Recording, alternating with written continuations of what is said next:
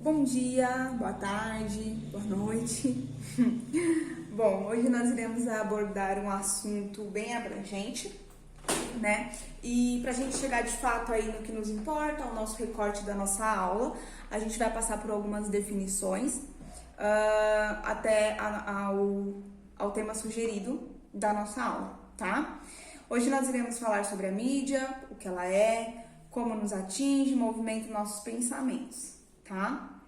Bom, assim como descrito pelo nosso dicionário, a mídia é todo suporte de difusão da informação que constitui um meio intermediário de expressão capaz de transmitir mensagens. O conjunto dos meios de comunicação, social de massas.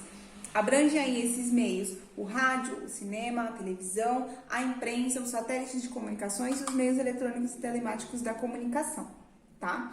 Então, a mídia consiste no conjunto de diversos meios de comunicação com a finalidade de transmitir informações e conteúdos variados, né?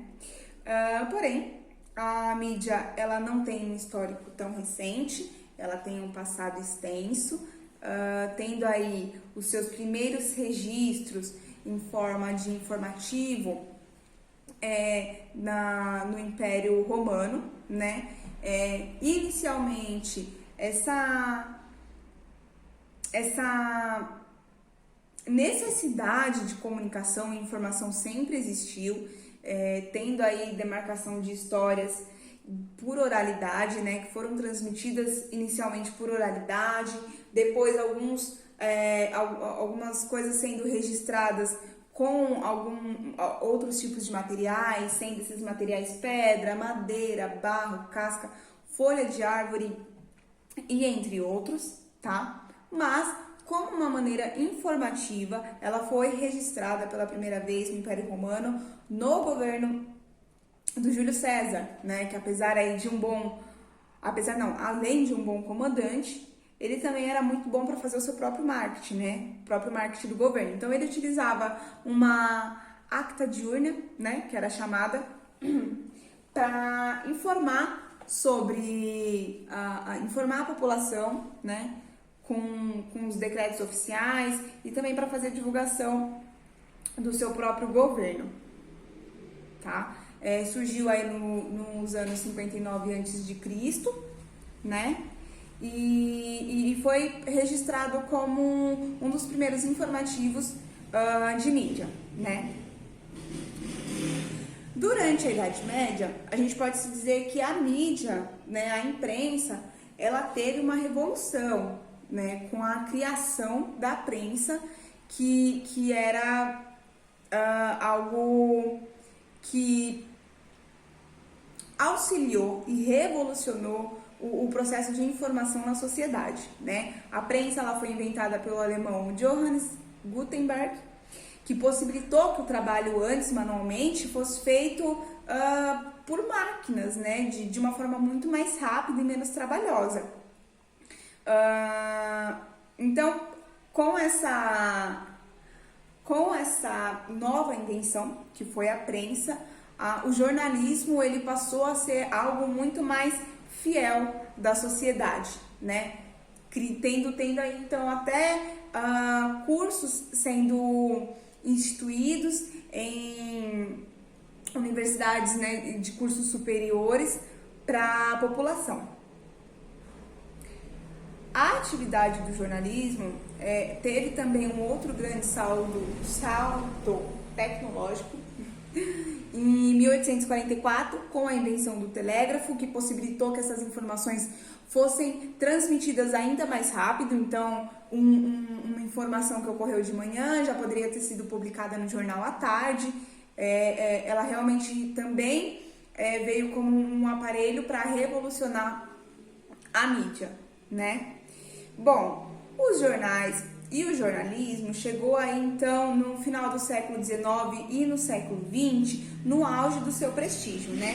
E alta popularidade. O período de 1890 a 1920 é conhecido até mesmo como Era de Ouro dos Jornais, né? Porque foi exatamente o momento em que os jornais, né, os informativos dos jornais eram algo que estrondava na sociedade, porque estava ali antes da invenção da rádio, da televisão, então era realmente algo que a população consumia, né? Então, era de extrema importância para a sociedade naquele período, né? A sociedade realmente consumia os informativos, os jornais, e qualquer tendência ou influência que fosse lançada na época tinha um papel muito importante na sociedade, né? Principalmente a sociedade que consumia esse tipo de material, né? Que era o jornalismo. Para a gente entender até onde nós vamos chegar e as influências onde nós iremos chegar, a gente precisa entender a sociedade um pouco do momento, né? Ali no final do segundo século no final do segundo século XIX, a sociedade ela era retratada como uma sociedade oitocentista, né? A sociedade oitocentista é uma sociedade de contrastes acentuados, tá? Que se por um lado ela estabelece a figura do cidadão e o princípio da igualdade jurídica, cria por outras novas desigualdades baseadas na riqueza, no grau de educação e na profissão exercida. Além disso, é ainda uma sociedade permeada por comportamentos sociais herdados do antigo regime, pois certas estruturas mentais resistem a mudanças. Era uma sociedade, então, que estava passando ali por um processo de civilização, urbanização, principalmente porque as capitais estavam sendo habitadas, né, por diversos povos e trata ali, então, a ruptura ainda entre o antigo regime e a nova política da época, né? Então, por mais que a sociedade quisesse, pelo menos, transparecer externamente para outros países, no caso para a Europa, que o Brasil estava sendo um país civilizado, organizado, um país de promessas. Por outro lado, ainda ele era um país muito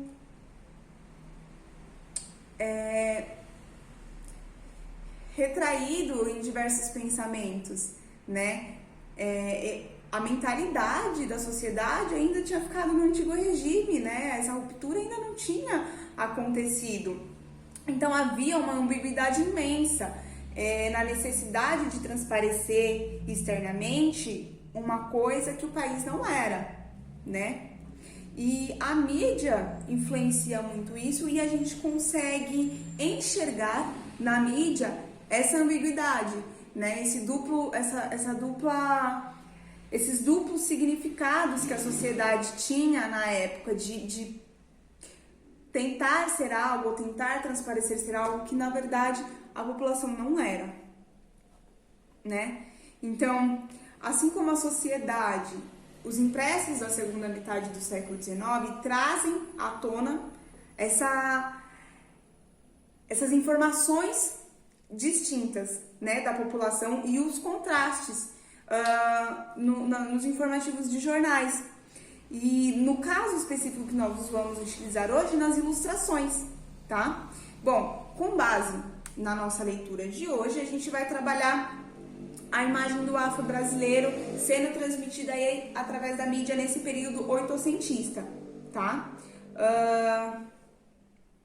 A gente vai falar de um artista que trabalhava com caricaturas no período oitocentista. Ele mesmo possuía uma revista que se chamava Revista Ilustra, né? E ele era considerado um crítico da época e também um defensor do abolicionismo, né? A sociedade conhecia esse artista como um defensor ferrenho mesmo dos escravos, né? Era realmente essa posição que ele passava para a sociedade.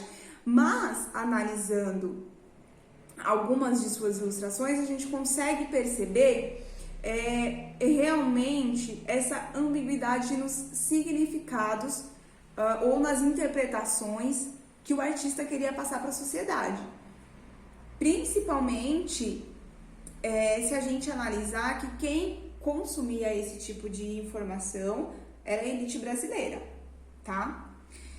Bom, nas caricaturas produzidas por Angelo Agostini, que foi esse artista que era um crítico, defensor ferrenho dos escravos, a gente pode observar que há denúncias, né, aos horrores de instituição servil e ao desumano tratamento dos cativos no período, ainda sendo um período que não havia ocorrido o abolicionismo, né? Não havia ocorrido a abolição de 88.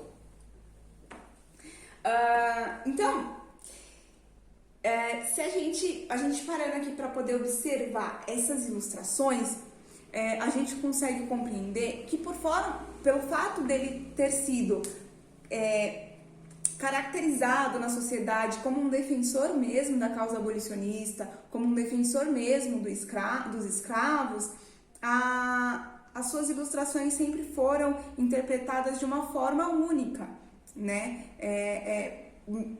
Demorou aí um certo período para que pudesse, né, enxergar outras interpretações das suas ilustrações, justamente pelo fato dele ser caracterizado como um defensor dos escravos. E é exatamente esse outro lado da moeda que hoje nós vamos retratar, tá? Bom, na imprensa ilustrada oitocentista, no geral, o número de desenhos que incluíam negros não eram altos, ainda que com o crescimento na década de 80 fosse um crescimento significativo, esse número ele ainda era minoria, né? No caso das ilustrações do Ângelo, os negros compunham um pouco mais de 10% do total das estampas publicadas. Então a gente consegue perceber que até mesmo ele que era considerado aí um autodefensor da causa abolicionista, tinha minoria de suas ilustrações, de seus quadros que compunham aí a parte de uma população negra, tá? Bom, partindo do pressuposto que em um período com alto índice de analfabetismo, uma imagem continha um poder muito especial, né? As leituras, elas eram realmente feitas através de imagens, né? Então, algo que fosse publicado naquela época, uma ilustração, por exemplo, no caso, ela continha um poder imenso, né? Um poder imenso de influenciar, um poder imenso de informar, né? Então a gente leva em consideração que a imagem naquele período era extremamente importante para a população, tá? Indo mais ao ponto, direto ali nas ilustrações do Ângelo, chama a atenção alguns detalhes, tá? No primeiro olhar, os personagens negros, eles são sempre muito genéricos, as suas características, elas não são definidas, né? Principalmente se a gente levar em consideração de que o Brasil sempre praticou quer dizer, principalmente nesse período, estava praticando aí a tese do embranquecimento. Havia uma miscigenação enorme no país. E os negros, nas ilustrações, eram retratados sempre da mesma maneira, né? Como se todos fossem iguais, dentro de uma variedade, né, de distintos povos que foram se formando ao longo desses séculos de escravização, né? Então, os negros, eles eram sempre genéricos. Os escravos, eles, em geral, apareciam também descalços, usavam sempre ali os mesmos trajes mais simples, mais humildes, umas roupas mais brancas, né? Às vezes a gente pode se enganar com o tipo da ilustração, então a gente tem que observar e tentar interpretar o máximo do que aquela ilustração quer dizer pra gente, né?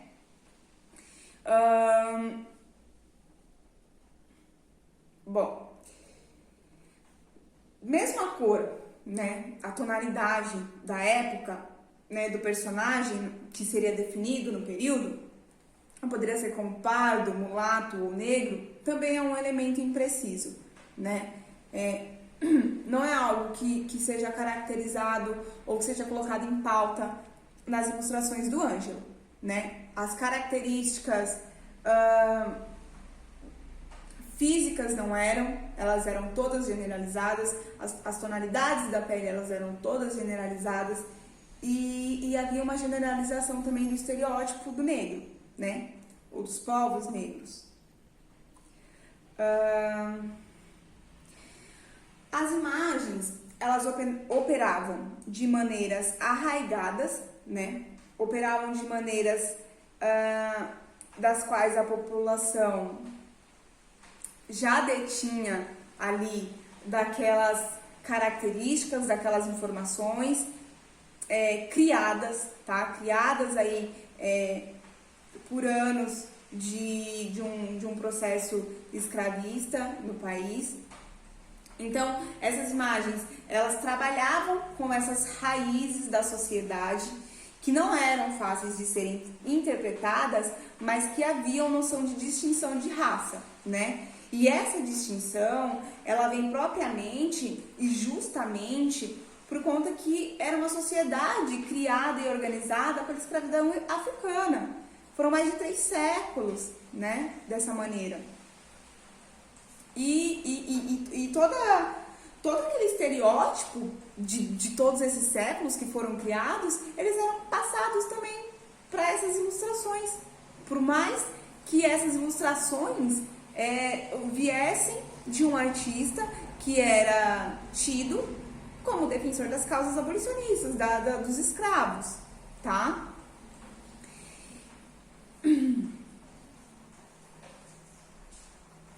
Então a gente consegue observar nas ilustrações que até mesmo as distintas tonalidades, né, da pele, elas eram colocadas aí como um método de racialização, né, como um método já de separação de raças, mesmo que esses grupos façam parte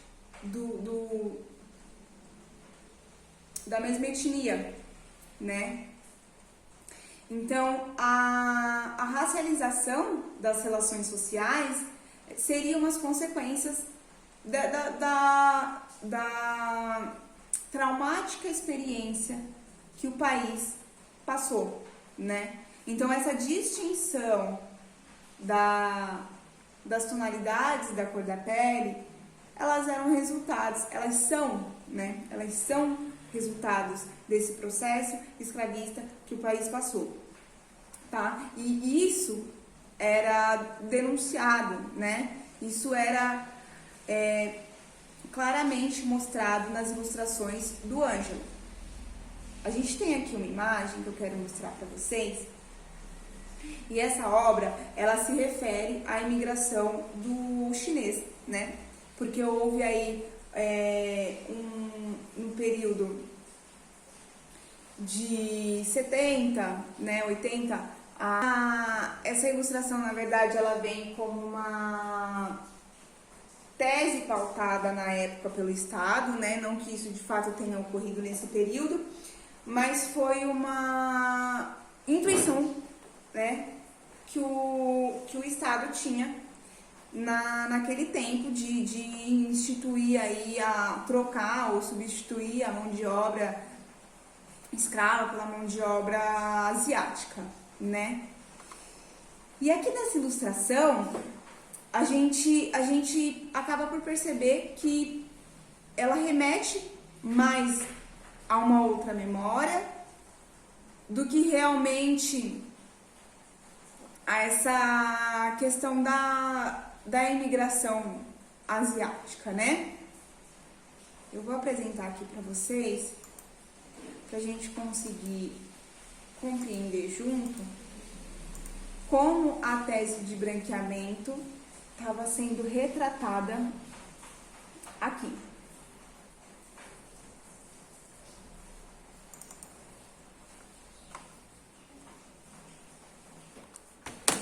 Não sei se a gente consegue enxergar aqui. Bom, essa daqui é a imagem, né, da revista Ilustra, do Ângelo Agostini. E aqui no caso, na ilustração, a gente consegue perceber que nós temos o escravo, por vez deveríamos ter o mulato aqui ocupando o segundo lugar, e nós temos o asiático como uma opção, que era algo que estava sendo debatido no período, né, com a substituição da mão de obra pela mão de obra dos chineses. E por último, a gente tem um homem com uma característica mais próxima do homem branco, né? Do homem branco, remetendo aqui a uma classificação racial, né? Porque se nós não temos a substituição do asiático, nós temos o mulato, que faz parte aqui dessa miscigenação, né? E se a gente compreender como que o mulato faz para se parecer mais aproximadamente com o homem branco, a gente repara nos trajes, né? A tonalidade da pele aqui na ilustração a gente percebe que é diferente, e os trajes do qual o homem está sendo retratado também é diferente, né? Tá até mais bem vestido do que esse homem branco trabalhador, né? Então a gente percebe que há uma intencionalidade dessa classificação racial e há uma intencionalidade da colocação da tese do branqueamento, né? É como se houvesse aqui uma evolução das espécies de acordo com a tonalidade da pele da pessoa, né? Bom, em tese, o mulato também não estaria satisfeito ali com a imigração do chinês, né? Porém, é como se a ilustração mostrasse que para o mulato estar mais próximo das regalias e da acessibilidade talvez de um bom emprego ou de uma acessibilidade aí no mercado de trabalho, ele precisasse se portar como um homem branco, ele precisasse usar as vestes de um homem branco, ele precisasse se comportar como um homem branco, e a mídia nesse período influenciava muito para que isso acontecesse, né? Isso era instituído nas divulgações da época, porque quanto mais parecido com um branco o homem negro se parecesse, mais facilidade talvez ele tivesse aí na vida, mais oportunidades surgiriam para eles, né? E é exatamente por isso que a questão da miscigenação entra em pauta, porque negros da tonalidade de pele mais clara conseguiriam aí ter acesso a outros grupos, outros meios.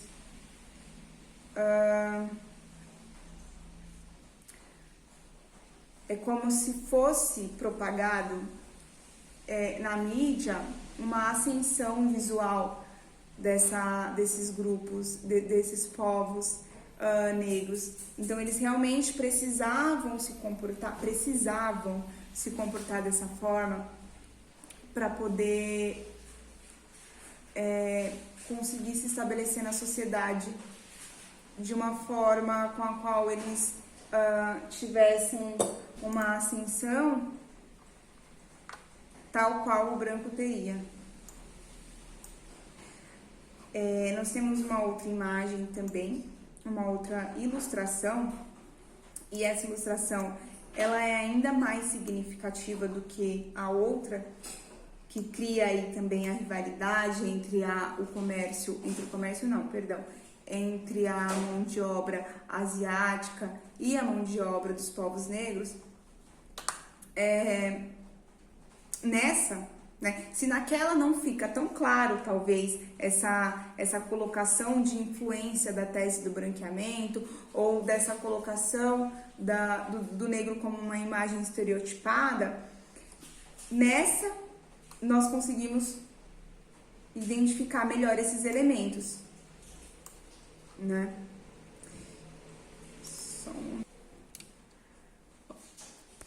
Aqui nós temos... Deixa eu aproximar. Aqui nós temos outra ilustração, também da revista Ilustra, do mesmo artista. E nessa ilustração, nós temos aqui, desse lado, um capoeirista e desse lado um homem branco, né? Como vocês podem ver, as roupas são distintas e as roupas, elas já classificam, né, o status aqui da pessoa, podendo ser bem generalizadas, tá?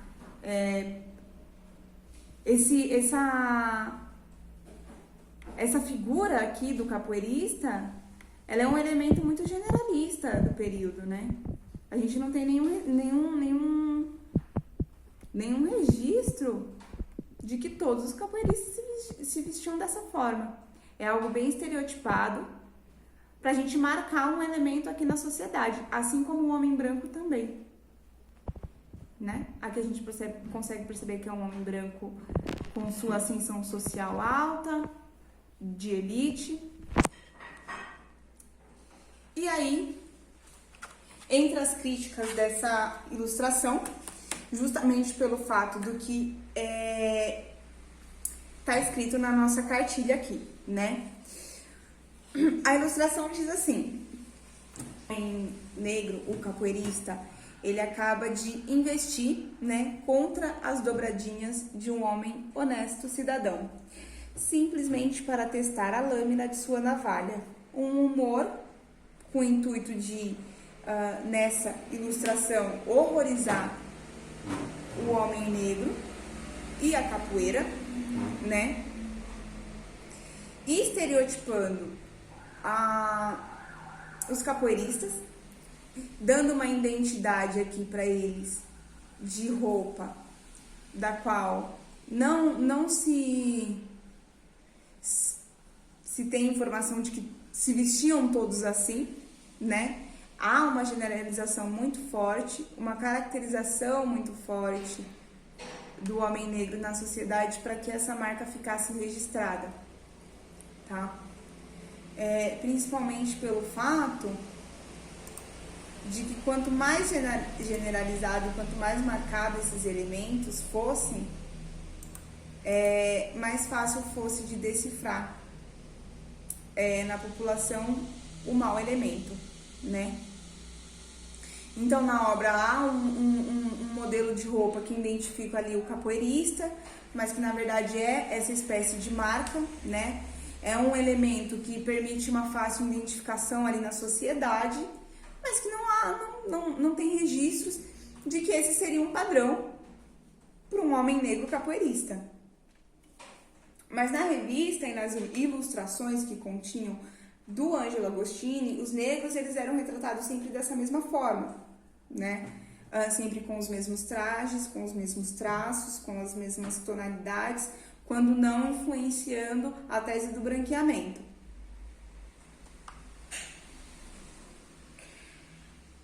Esse modelo, então, ele era posto aí na sociedade como uma forma de caracterizar um grupo, né? Uma vez que um dos motivos para recolher pessoas eram a capoeira, né? Então, as pessoas, elas iam presas simplesmente por praticar essa arte, né? A gente tem alguns registros oficiais, descrições dos motivos pelos quais essas pessoas foram detidas, e a gente tem, por exemplo, capoeira e uso de arma, capoeira e desordem, capoeira e ofensas físicas, desordem ou às vezes simplesmente só capoeira.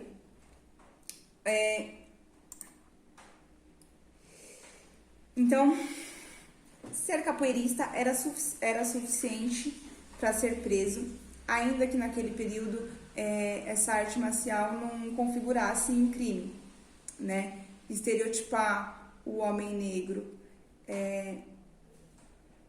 numa ilustração na qual a elite consumia essas informações é você reafirmar a imagem de inferioridade, de violência e de perigo que esse homem representava para a sociedade.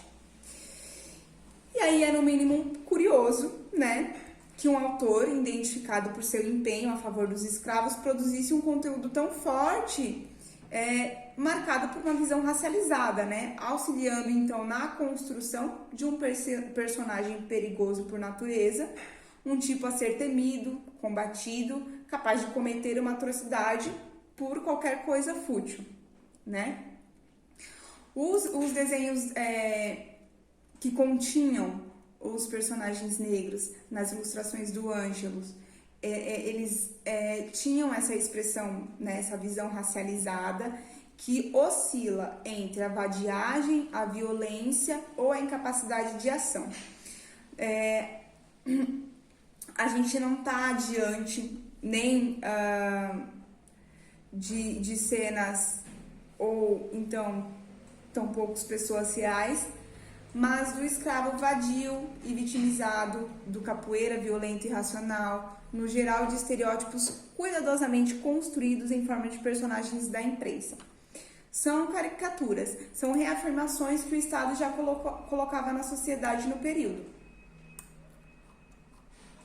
A gente tem aqui mais algumas ilustrações. Aqui, por exemplo, a gente tem algumas imagens que configuravam aí o sofrimento, né, dos escravos. E a gente tem também uma outra imagem muito interessante, que representa muito a incapacidade do homem negro na sociedade. É como se, nessa ilustração, o homem negro estivesse olhando esperançoso para os homens brancos que ali estavam, como se só eles pudessem salvar esse homem da escravidão, né? Com um apoio que seja na causa abolicionista.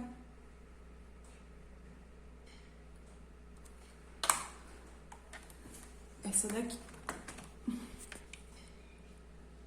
Essa é a imagem. E a gente consegue reparar aqui atrás a bandeira, né, que fala ali sobre o abolicionismo. Um homem negro caracterizado com suas expressões genéricas, roupas humildes, simples, brancas. Os homens brancos bem trajados. Principalmente caracterizados como homens cientistas, formados, né, formadores de opiniões, que sejam aí, que participavam de instituições já de cursos superiores,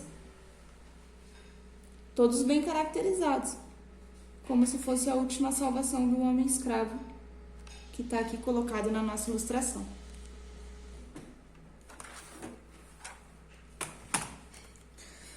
Bom, essas imagens, elas representam, né, então, essa dependência do homem negro pro homem branco salvá-lo, né?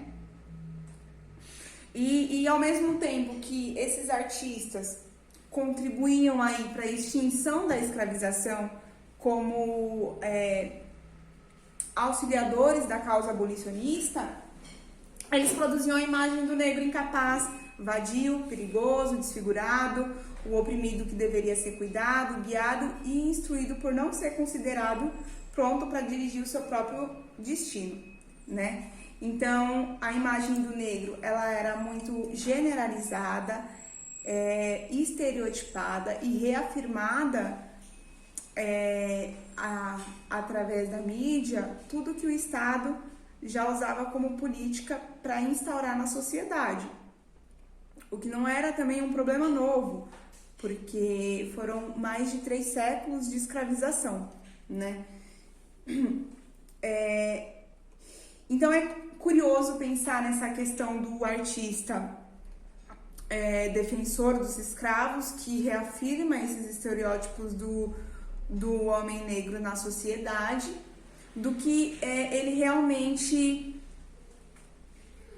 reproduzia a imagem do negro resistente, né? A gente consegue perceber que exatamente nesse período que a revista Ilustra